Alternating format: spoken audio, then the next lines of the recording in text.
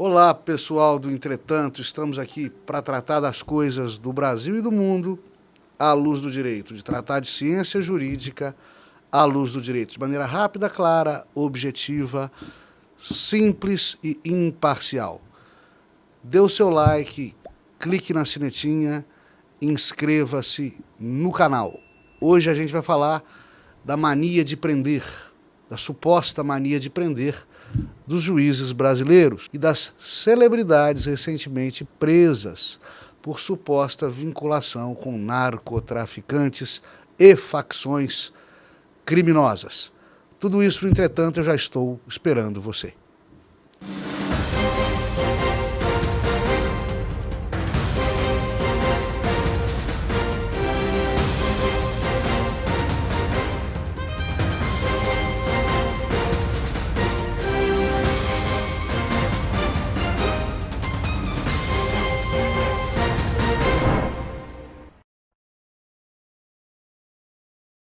Pessoal, há várias espécies de prisões previstas na legislação brasileira. A mais comum delas é a prisão em virtude da culpa formada. Significa dizer que um determinado cidadão acusado de um crime é condenado em definitivo por esse crime. A culpa formada, material, é julgado o mérito e esse mérito não comporta mais recurso de qualquer natureza. É o denominado trânsito em julgado. Mas além da prisão em virtude da culpa, nós temos outras modalidades de prisão previstas na legislação brasileira também. A prisão em flagrante, por exemplo, ela acontece quando um crime acabou de ser cometido ou está sendo cometido. E esse ato é interrompido por qualquer do povo, ou pela polícia, ou por um policial, e com o crime em chamas, esse cidadão é conduzido, detido, até a delegacia de polícia. Prisão em flagrante. Temos a prisão temporária, que acontece para elucidação de crimes graves e de solução intrincada, com prazo de 5 dias para crimes comuns e 30 dias para crimes hediondos, renováveis por mais idêntico período. E a prisão preventiva, que existe para cautelar a prova, acautelar a sociedade diante de crimes de grave repercussão, quando o acusado, a pessoa acusada desse crime a ser presa, ela possa, de maneira concreta, destruir a prova, intimidar a testemunha, foragir, frustrar a aplicação da vindoura lei penal, prejudicar a instrução, a colheita de provas no processo, ou gerar alguma sensação de impunidade, prejudicando a paz social enquanto é investigada, enquanto é processada. Essas são as modalidades de prisão existentes no país e em qualquer país democrático do mundo. Não é possível prender fora das hipóteses rigorosamente previstas nas respectivas leis penais e constituições desses países. Qualquer prisão fora desta órbita será considerada irregular, será considerada atentatória à democracia, não podendo, portanto, ocorrer.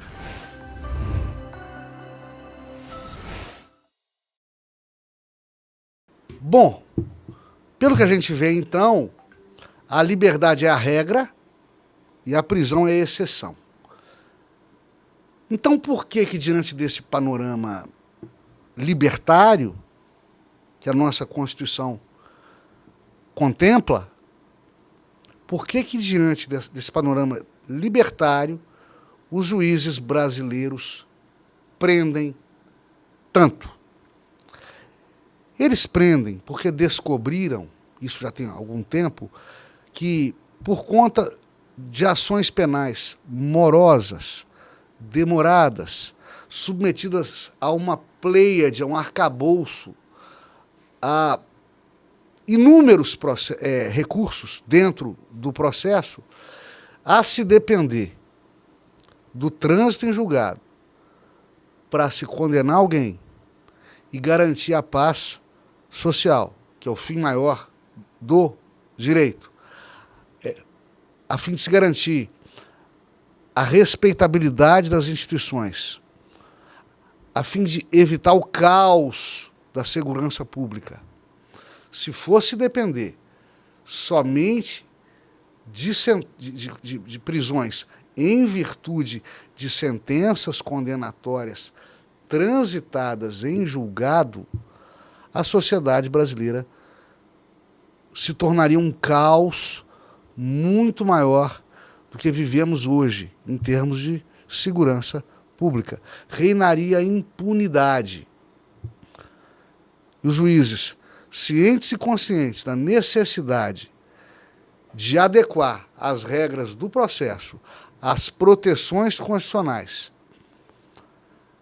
ao relevo maior que se deve dar aos direitos sociais coletivos, ou seja, o direito da comunidade sempre prevalece sobre o direito individual, e para garantir a segurança dessa comunidade, os juízes brasileiros prendem tanto aos olhos de muito, usam tanto da prisão preventiva, usam tanto a prisão temporária, consagram tanto a prisão em flagrante. Porque se eles forem depender da prisão em virtude da culpa formada, somente após sentença penal condenatória transitada em julgado, a sociedade seria um caos.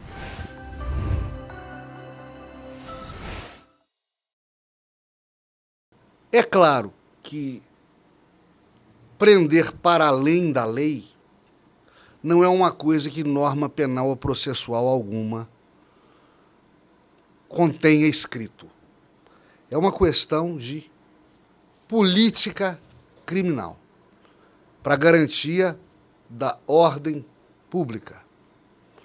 Só que tem um probleminha nisso aí, pessoal. O meu antigo professor, querido professor Hermes Guerreiro, de sua cátedra na PUC de Belo Horizonte, onde me formei, o professor Hermes dizia que o direito penal liberta.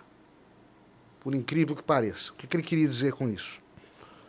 A gente, cumprindo o que a lei manda, não cometendo aquilo que a lei penal diz que é crime, a gente evitando as circunstâncias que propiciariam a nossa prisão aos olhos da lei, do direito positivo, do direito escrito, assim procedendo, nós podemos garantir que não seremos presos.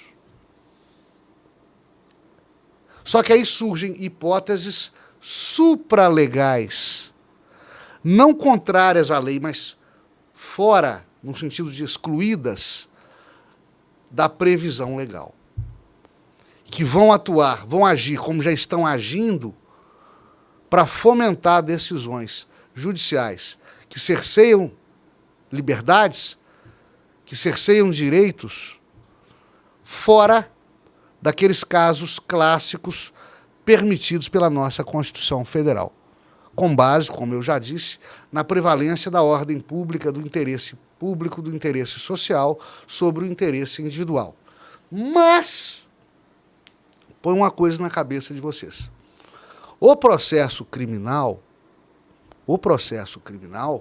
é uma ação judicial do governo contra uma pessoa, um cidadão, que poderíamos ser eu ou você, e que temos garantias.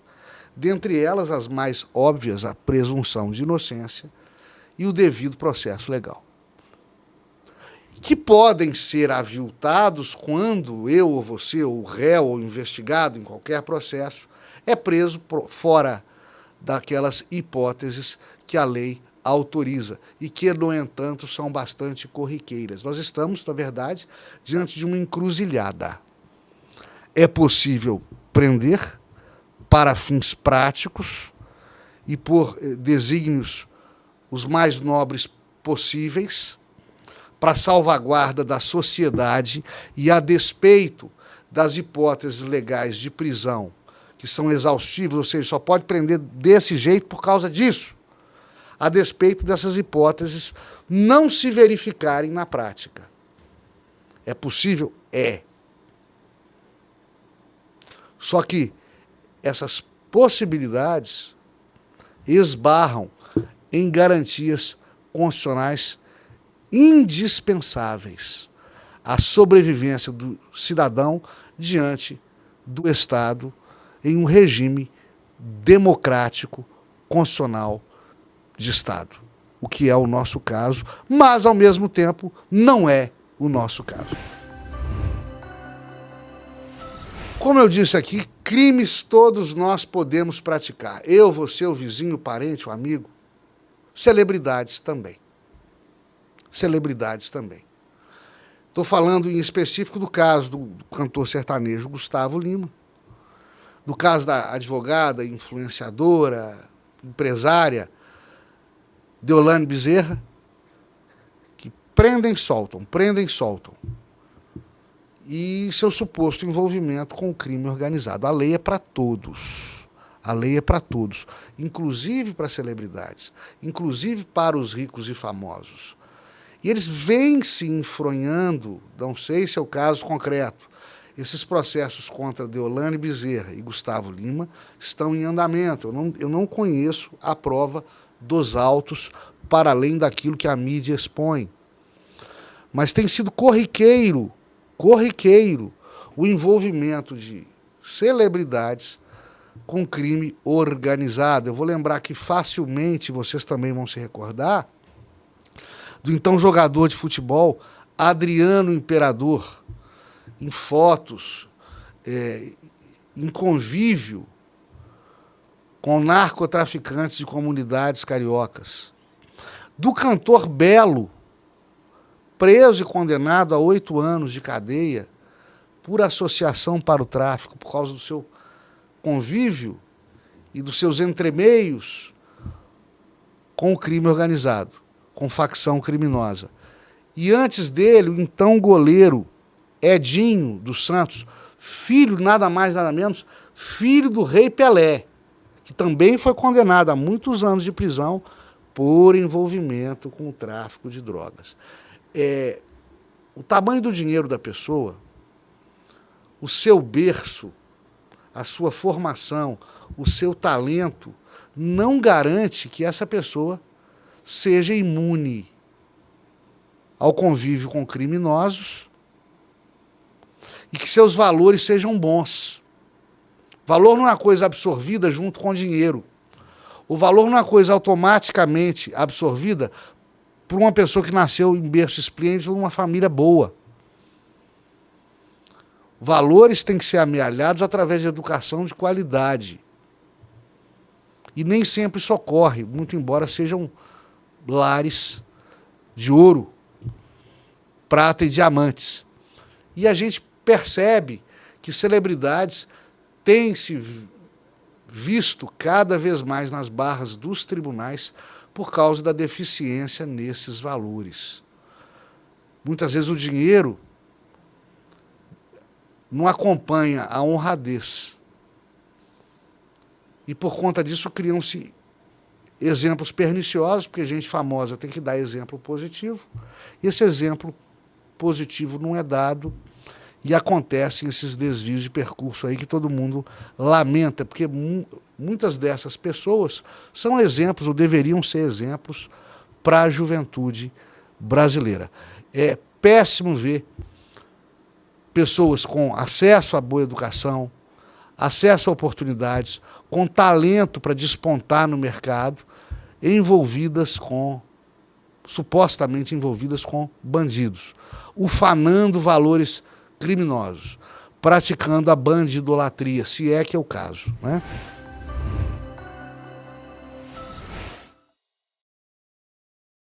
Pois é, a gente falou aqui que juiz brasileiro aparentemente tem mania de prender, também tem a aparente mania de tratar com extremo rigor criminosos colarinho branco, criminosos ricos, criminosos celebridades.